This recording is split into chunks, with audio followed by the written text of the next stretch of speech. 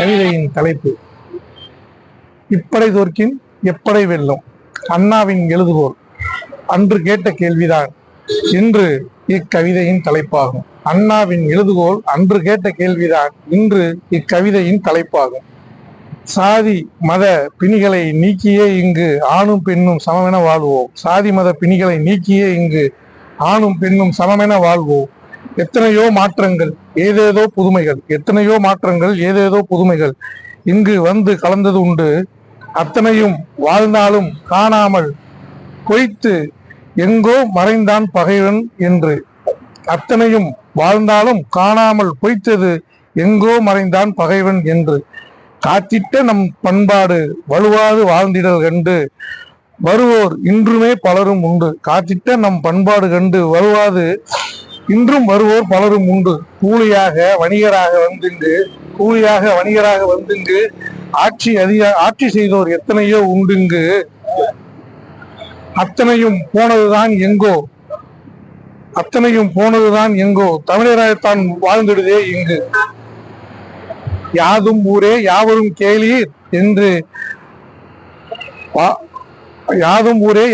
கேளீர் என்று அன்புடன் வாழ்ந்து அறம் வளர்த்தோம் இங்கு.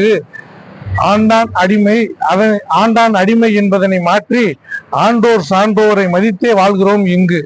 ஆண்டான் அடிமை என்பதை மாற்றி ஆண்டோர் சான்றோர் மதித்தே வாழ்கிறோம் இங்கு. வளமாய் நலமாய் வாழ்ந்திட வழிகாட்டும் வான்புகழ் வள்ளுவம் கொண்டோம் இங்கு. வளமாய் நலமாய் வாழ்ந்திட வான்புகழ் வள்ளுவம் கொண்டோம் இங்கு. தூய தமிழில் புதுமைக்கும் பெயர் வைக்கும் தமிழ் இலக்கணம் உண்டுங்கு. அச்சம்தான் எதற்கு தமிழ் இனி மெல்லச் சாகும் என்றே இங்கு. அச்சம்தான் எதற்கு இனி தமிழ் மெல்லச் சாகும் என்றே இங்கு. தொன்மை கொண்டோம் செம்மொழி கண்டோம் தென்குமரி கடந்தும் இவ்வுலகம் பேசும். இப்படை தோற்கின் எப்படை வெல்லும். இப்படை தோற்கின் எப்படை வெல்லும். அன்னை தமிழர்களாய் வாழ்வோம். நன்றி வாய்ப்பு கொடுத்த அன்புள்ளங்களுக்கு. தோன்றின் புகழோடு தோன்றுக அக்திலார் தோன்றலில் தோன்றாமை நன்று. அனைவருக்கும் நூல்காஞ்சி இணையதள வாசகர்களுக்கு அன்பான மாலை வணக்கத்தை தெரிவித்துக் கொள்கிறோம். இப்போ பேச போற செய்தி என்னன்னா, மாற்றுத்திறனாளி விளையாட்டு வீரர் தனியாக விமானத்தில் பயணிக்கும் போது அவருடைய மனநிலை எப்படி இருக்கும் அப்படின்றத ஒரு தகவல் சொல்வதற்காக விளையாட்டுத்துறை அமைப்பிலிருந்து வீரருக்கு ஒரு செய்தி. நீங்கள் உங்களுடைய விமான பயணச்சீட்டை பெற்றுக்கொண்டு நீங்கள் விமானத்தில் தனியாக அந்த இடத்துக்கு வருவதற்குண்டான தகவலை தெரிவித்திருக்கிறார்கள். அப்பொழுது அந்த விமானம் 2 வகையான விமானத்தில் பயணிக்க வேண்டிய கட்டாயத்தில் இருக்கிறார்கள் மாற்றுத்திறனாளி. இதை கோவை மாவட்டத்திலிருந்து இந்தோனேசியா செல்ல வேண்டும். கோவை மாவட்டத்திலிருந்து தொடர் வண்டியில் பயணித்து சென்னை எம்ஜிஆர் தொடர்வண்டி நிலையத்தில் இறங்கி அங்கிருந்து மீனம்பாக்கம் வானூர்தி நிலையத்துக்கு செல்ல வேண்டும். வானூர்தி நிலையத்திலிருந்து கோலாலம்பூர் செல்ல வேண்டியது இருக்கிறது. முதல் பயணம். இந்த முதல் பயணத்தை கேட்டவுடன் மனநிலை ஒரு விதமாக பதற்றம் ஏற்பட்டு விட்டது. ஏனென்றால் இது முதல் முறையாக விமானத்தில் பயணிக்கக்கூடிய ஒரு நிலை. நம்ம இந்திய அளவில் சென்றிருக்கிறோம், தனியாக கூட்டத்தோடு எல்லாம் சென்றிருக்கிறோம். அப்பொழுது அது ஒரு பெரிய ஒரு பதட்டமா தெரியல, ஊக்க நிலை. நான் ஓரளவுக்கு நடக்கக்கூடிய மாற்றுத்திறனாளி, என்னோட தவழ்ற மாற்றுத்திறனாளிலாம் என் கூட வந்திருப்பாங்க. அவங்களுக்கு நான் ரயில்ல பயணம் செய்யும் போது அங்க தொடர்வண்டி நிலையத்தில் இருக்கிற ஆட்களை கூப்பிட்டு அவர்களை மேல வீல் சேரோட சக்கர நாற்காலியோட தொடர்வண்டியில் ஏற்ற இறக்க இந்த வேலையை நான் பகிர்ந்து செய்திருக்கிறேன். ஆனால் எனக்கு தனியாக விமானத்தில் ஏறி வாங்கன்னு சொன்னோன்னே ஒரு விதமான மனதில் நடுக்கம் ஏற்பட்டு விட்டது. எப்படி நம்ம அந்த தனியா அந்த வானூர்தியில ஏறி அந்த இடத்துல மொழி தெரியாத ஒரு இடத்தில் இறங்கி மறுபடியும் இன்னொரு விமானத்தில் பயணிக்க வேண்டியிருக்கிறது. அந்த விமானத்துல எப்படி நம்ம போய் சேர போறோன்ற ஒரு பதட்டத்துடன் இருக்கிறேன். அதற்குண்டான வழியை விமான நிலையத்தில் சென்று அங்க இருக்கக்கூடிய நிலையை எப்படி நம்ம தவிர்த்துக்கலான்னு ஒரு சில நபர்கள், தெரிந்த நபர்களிடம் கேட்டு தெரிந்து இது பயணிக்கிறோம். வருகின்ற 11ஆம் தேதி காலை புறப்பட வேண்டியிருக்கிறது. முதல் முறையாக உலக அளவில் த்ரோபாலில் கலந்து கொள்வது மிகப்பெரிய மகிழ்ச்சி. அதுக்கு உற்றுதுணையாக இருந்தது நம் நூல் காஞ்சி இலக்கிய பேரவை. முதற்கண் வணக்கத்தை தெரிவித்துக் கொள்கிறேன். இன்னும் மேலும் மாற்றுத்திறனாளிகளுக்கு விளையாட்டு போட்டியில் கலந்து கொண்டு இந்த வானூர்தியில் சென்று அவர்கள் பயணிக்கக்கூடிய, இலகுவாக அவர்களுக்கு பயணிக்கக்கூடிய வகையில் என்னென்ன உதவிகள் இருக்கு என்று தெரிந்து கொண்டு அடுத்த காணொளியில் நான் இதை பற்றி விளக்கமாக தெரிவிக்கிறேன். நன்றி, வணக்கம்.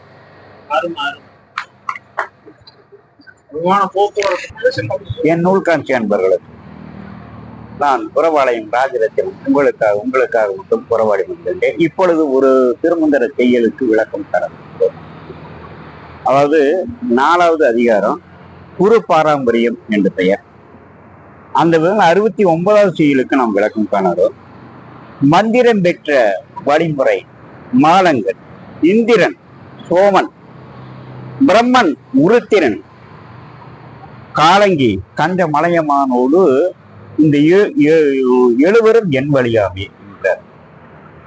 திருமூலர் சொல்வது முதலில் மாலங்கன் என்றால் என்ன? மாலங்கன் என்றால் பாருங்க, ஒருத்தர் சொன்னார், நான் நடந்தால் அதுதான் பாதை, அதில் தெளிவாகவும் உறுதியாகவும் நடந்தால் அது சாதனை பிறக்கிறது என்றார் ஒருவர். இவரை பார்த்து இந்த உலகம் கேட்டுச்சு. என்ன கேட்டுச்சு தெரியுமா? பெரியப்பா, நீ உருவாக்கின திட்டத்தினால தானே உலக போர்ல பூராமே ருஷ்யாவில் படை பூராமே தோற்று.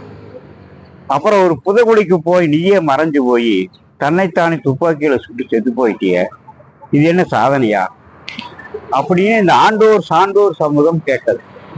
இவரை பார். முதல் நபர் இவர்.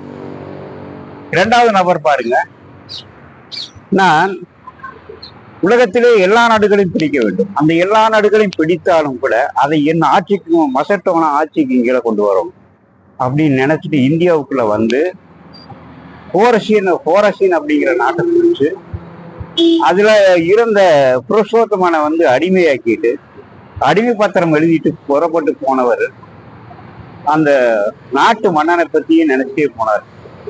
எப்படி நினைச்சிட்டு போனார்னா, பா எவ்வளவு அழகான மன்னன், நாமெல்லாம் எதுக்கு நாடு பிடிக்கிறோம், நாட்டு அவனோட செல்வத்தை எடுக்கிறக்காதானே, இவன் கொடுத்தளவா படைச்சிட்டு இருக்கிறான்.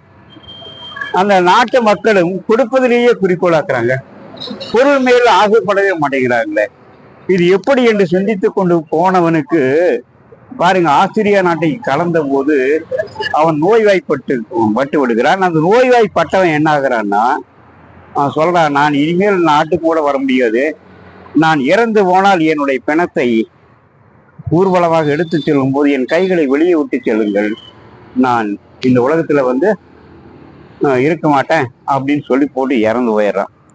இப்ப பாருங்க, அவனுடைய சாதனை நிராசையானது. 2வது நபர். இப்போ 3வது நபர் வர்றாருங்க.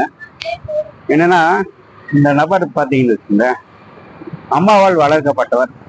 இந்த முட்டாள் பிள்ளைக்கு நான் பாடம் சொல்லி கொடுக்கணுங்கிற அவசியம் கிடையாது என்று ஒரு ஆசிரியர் அவருடைய தாய்க்கு எழுதின கடிதத்தை 30 வருடம் கழித்து பார்க்கிறார். அவர் பார்த்தார், அந்த கடிதத்தை பார்த்த உடனே இவருக்கு இன்னும் தன்னுடைய கண்டுபிடிப்புகளை இன்னும் விஸ்தீரமாக்கி உலகத்திலேயே சிறந்த கோடீஸ்வரனாக முதல் கோடீஸ்வரனா வரணும் அப்படின்னு நினைச்சிட்டு இந்த விஞ்ஞானத்தை பயன்படுத்தினார்.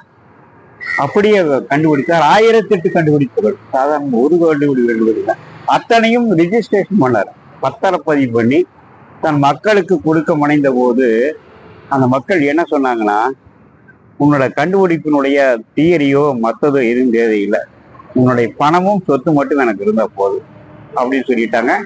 இவருடைய வாரிசான கெண்டி போட அதை எடுத்துட்டு போய் மியூசியம் வச்சுட்டாரு. எவ்வளவு வேதனையான விஷயம் பாருங்க. இவங்க 3 பேரும் முதுமை நோய்க்கு ஆளாகிறார்கள். அதுதான் ஆச்சரியமான விஷயம். இப்போ இது தன்னுடைய சாதனை அறகுறையாக போனதுனால அது இவர்களுக்கு வேதனையாக போய் இவர்கள் சாதனை இவர்களுக்கு வேதனையாகி போயிடுச்சு. இது பொருள்பற்று சாதனை என்று பெயர். அந்த பொருள் குவிப்பு சாதனை இப்படித்தான் முடியும். சரி, அடுத்ததாக நம்ம அருங்குவிப்பு சாதனைக்கு வருவோம். அதாவது ஜென்னி என்ற பெண், ஒரு கோடீஸ்வர பெண் ஒருவரை, ஒரு கல்வியாளரை விழுந்து விழுந்து காதலிக்கிறாங்க. அவங்க அப்பா பார்த்து திருமணம் கூட செஞ்சு வச்சுட்டாரு. ஆனா அவருடைய வாழ்நாளில் அவர் பெரிய எழுத்தாளராக வேண்டும் என்று அவரை உழைக்க விடவில்லை. இந்த பெண் உழைத்து உழைத்தே தன் குடும்பத்தை காப்பாற்றிக் கொண்டவர்.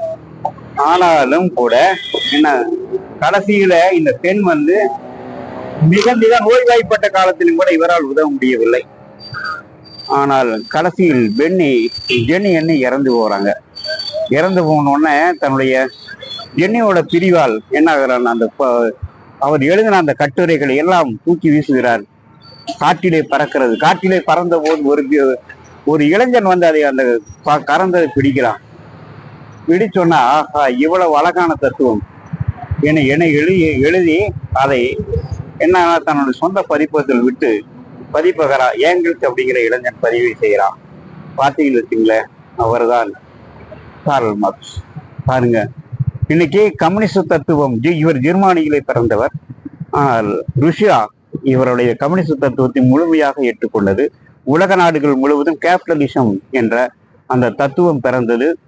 ஒரு தொழிற்சாலை எப்படி இயங்க வேண்டும், ஒரு தொழில் நிறுவனங்கள் எப்படி இயங்க வேண்டும், அதில் முதலீடு என்ன, அது செயல்பாடுகள் என்ன, அதில் முக்கியமாக தொழிலாளர் பங்கு என்ன என்று அது உலகத்துக்கே சொல்லிக் கொடுத்தது. ஆம், இது ஒரு காதலின் சாதனை என்றுதான் சொல்ல வேண்டும். இந்த சாதனை பிரம்மன் என்று சொல்லுகிறார் இவர். சரிங்க, உருத்திரன் உருப்படியான விஷயத்தை செஞ்சவன் யாரு அப்படின்னு கேட்டீங்கன்னா, கிட்ட அடுத்ததாக வர்றாரு ஒருத்தர். அதாவது ஒரு தலைவி தொழிலாக இருந்தவர் தன்னுடைய அந்த வீட்டு முதலாளி பெண்ணை கல்யாணம் வச்சுட்டு சிங்கப்பூர், அதாவது நீங்க சொல்ல போனா ஒரு லப்பர் தோட்டத்துக்கு தான் பிள்ளைய படிக்க வைக்கிறதுக்காக, அதாவது முதலாளி குழந்தைக்கு இணைய படிக்க வைக்கிறதுக்காக முதல்ல மரச்சக்கு சைக்கிளை கண்டுபிடிச்சாரு. அப்படியே பார்த்தீங்கன்னா படிப்படியா டயர் டியூபையே கண்டுபிடிச்சு போட்டார். இவர் கண்டுபிடிச்ச இந்த டயர் டியூப் இன்னைக்கு எல்லா வாகனங்களுக்கும் அது பயன்படுது. பாருங்க, இந்த கண்டுபிடிப்பு இவருடைய முதலாளியாரி இங்கிலாந்துல பெரிய தொழிலதிபராக மாறுகின்ற வாய்ப்பை இவருக்கு தருகிறது. இருந்தாலும் இவர் மனைவி இவரை எப்பொழுது பார்த்தாலும் திட்டிக் கொண்டிருப்பார். ஏனென்றால் இவரிடத்தில் தான் வாழ்க்கை ஏமாந்து போய்விட்டது என்று. 21 வயசு பையன், 21 வருஷமா இந்த வேதனை அனுபவிச்சவரு பையன் பார்த்து கேட்கிறான், எங்க அப்பா உங்களுக்காக எனக்காக தான் திட்டினாரு, ஏன் அவரை திட்டிகிட்டே இருக்கிற அப்படின்னு அவர் கேள்வி கேட்கும்போது, கேள்வி கேட்டு பையன் அடிக்க போயிட்டான். அடிக்க போன பையன் இவர் அடிச்சு போனார். அடிச்சு போட்டு என்ன கேட்கிறான்னா, அவர் திட்டிக் கொண்டு இருந்தனால்தான் நான் இந்த குடும்பத்துக்கு அவருடைய பலவீனம் என்னுடைய பலவீனத்தையும் சரியாக கணித்து நான் ஒரு குடும்ப தலைவனாக சாதனையாளராக இருக்க முடியும். நான் இன்றைக்கு சிறந்த தொழிலதிபராக இருக்கிறேன் என்றால் அவள் திட்டுதான் எனக்கு வேண்டும். எனவே அவளை கண்டிப்பா எனக்கு உரிமை இருக்கிறது, உனக்கு உரிமை இல்லை என்று தன் மகனை தடுத்து விடுகிறார். பாருங்க, இவரை உருத்திரன் என்று சொல்கிறார் திருமூலர். சரி, இதுக்கு அடுத்தபடியா வர்றாரு பாருங்க. உருத்திரனுக்கு அடுத்தது இப்போ பிரம்மன், உருத்திரன், காலகி, காலத்தை வென்றவர். பாருங்க, சின்ன வயசுல தன்னுடைய தொழில் நிறுவனத்துல மோட்டார் கம்பெனியோட தொழில் நிறுவனத்தை பையனிடத்துல ஒப்படைச்சிட்டு நம்ம கணவன் மனைவி இருவரும் ஜாலியா வெளியூர் போகலாம், டூர் போயிட்டு ஜாலியா இருக்கலாம்னு நினைக்கும் போது பையன் இறந்து போயிடுறான். ஆனா இப்போ பேரை காப்பாற்ற 60 வயசுல அவர் பேரனையும் வேற குழந்தையும் காப்பாற்ற வேண்டிய கட்டாயம் வருது. பாருங்க, 30 வருஷம் பாடுபடுறாங்க. அந்த 30 வருஷம் பாடுபட்டு போட்டு கடைசியில தன் மனைவி கிட்ட சொல்லாரு, சாரா, உன்னுடைய காதலும் என்னுடைய காதலும் வெற்றி அடைந்து விட்டது. ஆம், இந்த இளைய தலைமுறை நான் எப்பொழுதும் வெற்றியகரமாக கொண்டு வந்திருக்கிறேன். ஆம் சாரா, இன்றே நான் இறந்து போனாலும். அப்போ அந்த பெண் சாரா அவர் மனைவி பாயம், என்னங்க இப்படி சொல்ல, அடுத்த நாள் காலையில உண்மையாவே இறந்து போயிட்டாரு. என்னன்னா, ஒவ்வொரு தொழிலாளியும் நினைத்து அழுதார். ஏன் அழுதார் என்றால், ஒவ்வொரு தடவையும் தொழிற்சாலைக்கு பேரமாறு கூட்டிட்டு போற போது இந்த மாமா எனக்கு வேண்டியவர். ஒரு மில்லர்கிட்ட கொண்டு போய் காட்டுவாராம். இந்த மாமா நமக்கு வேண்டியவர். ஒரு போரிங் ஆபரேட்டர் கொண்டு போய் காட்டுவாராம். இந்த மாமா நமக்கு வேண்டியவர். பிட்டிங் தொழிற்சாலை போய் கொண்டு போய் காட்டுவாராம். இப்படி காட்டி காட்டி தொழிலாளிக்கும் அந்த பேர குழந்தைகளுக்கும் அன்பை உருவாக்கி வைத்து அந்த தொழிற்சாலையை அவர் வளர்த்தும் போது பாருங்க, அந்த போர்டு அந்த கம்பெனி இன்றும் நிற்கிறது. அதுதான் போர்டு. இன்றைக்கு வரைக்கும் அந்த போர்டு கம்பெனி நிற்கிறது. மோட்டார் பம்ப் செட் கம்பெனி முதல் கண்டுபிடிப்பு மதவா இருந்தாலும் ஆனாலும் இன்று வரைக்கும் அந்த கார் கண்டுபிடிப்பு இன்றுக்கும் நின்று கொண்டு இருக்கிறது என்றால் இவர் ஒரு அடையாளம். ஆனால் இதைவிட மிகப்பெரிய சாதனை இவர்களெல்லாம் பொருளை முதலீடு செய்தார்கள். ஆனால் அன்பையும் கருணையும் மட்டுமே முதலீடாக வைத்துக் கொண்டு ஒருவர் ஜெயித்தார் என்றால் அதுதான் அவர்தான் குன்றக்குடி. அந்த குன்றக்குடி அடிகளார் என்ன சொன்னார்னா, ஒரு பானையும் எல்லாத்துக்கிட்டும் ஒரு பானை கொடுத்து, எனக்கு பசிக்குதுப்பா, எனக்கு சாப்பாடு போட நினைச்சு ஒரு பிடி அரிசி உள்ள போ, நான் ஒரு உண்டியலை கொடுத்துருக்கேன். அந்த உண்டிகளை முன்னால 1 ரூபா போட்டாலும் சரி, 5 ரூபா போட்டாலும் சரி, எவ்வளவுதானா போடும், நான் அதுல ஒரு கல்வி திட்டத்தை நிறைவேற்றி வந்தேன் என்றார். கார்ல் மார்க்ஸ் தத்துவத்தை கார்ல் மார்க்ஸ் என்னன்னா எழுத்துலதான் காட்டினார். ஆனா இவர் செயல்படுத்தியே காட்டிட்டார் தன்னுடைய குன்றக்குடிங்கிற ஊர்ல. இது பாருங்க என்னது, அந்த காலங்கி, இது கஞ்சமலையவான். எதை முதலீடு பண்ணாருங்க? கஞ்சமலையவான் அன்பையும் கருணையும் மட்டுமே முதலீடு பண்ணார். அதுக்கு அடுத்தபடியாக நீங்க நினைச்சீங்கன்னா வள்ளலார் முதலில் உருவ வழிபாட்டுக்கு வந்தவர். பிறகு உள்ள வழிபாட்டுக்குரிய தீரியை முழுசாக கொடுத்த போது ஸ்டீபன் காக்கிக்கு இணையாக ஒரு தீரியை கொடுத்திருக்கிறார் என்று நினைக்கும் போது இவருக்கு நாம் என்ன நினைக்க வேண்டி இருக்கிறது என்றால், இதைத்தான் கஞ்சமலையமான் என்கிறார். இவர்கள் வழியில் தான் நான் நடந்து வந்தேன், பாதையில் நடந்து வந்தேன்.